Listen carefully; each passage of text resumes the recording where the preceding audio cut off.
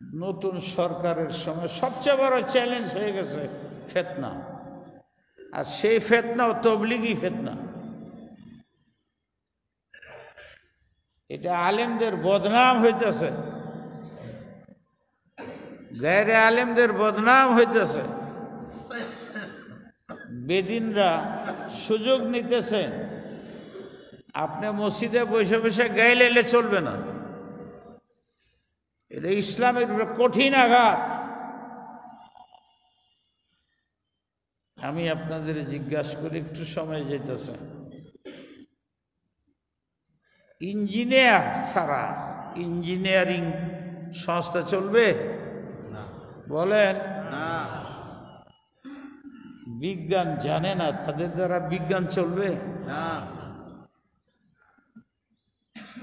ডাক্তারি জানে না, তার দ্বারা ডাক্তারি সংস্থা চলবে না।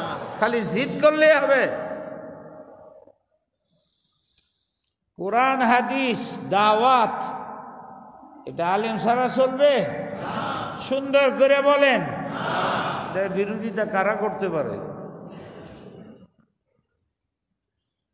ছোটখাটো যদি হইতো বলতাম ব্যক্তিগত জিদ। এখন বোঝা যাইতেছে এটার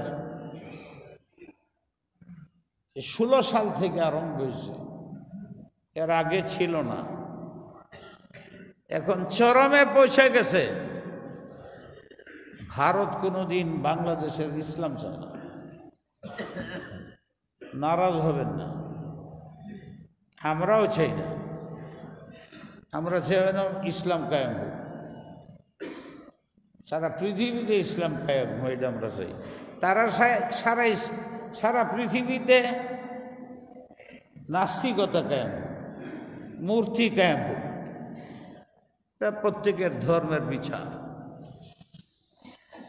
কাউরে কমজোর পায়া, সুযোগ পায়া, এজেন্ডা তৈরি করিয়া মুসলিম বড় দেশে বাহিরের শক্তি সময় এখানে আলেমরা কমজোর। আপনারা আলেমদের কমজোরই জানেন,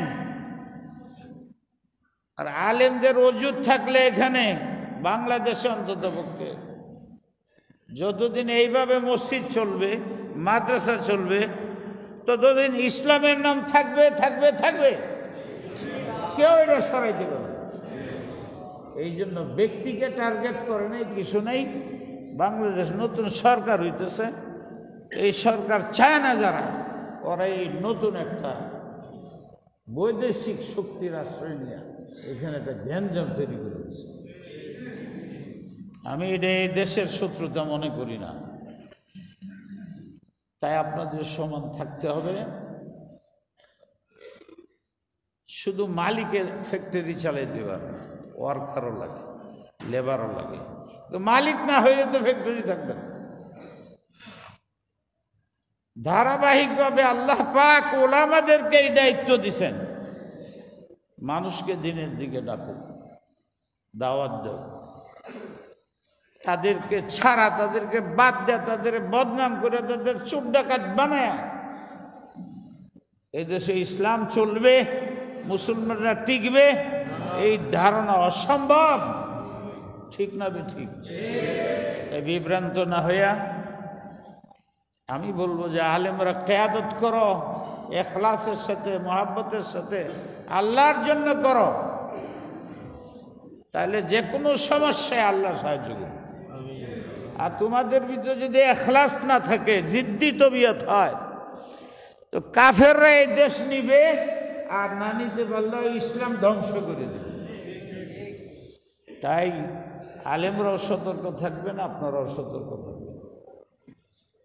খামাখা গালাগালি নেই, খামাখা বদনাম মানে আমাদের শরীরে আঘাত লাগছে, ভাঙ্গিয়া চুরমার করে দিতেছে দিনের সবচেয়ে বড় শক্ত কুঠি তাবলীগ।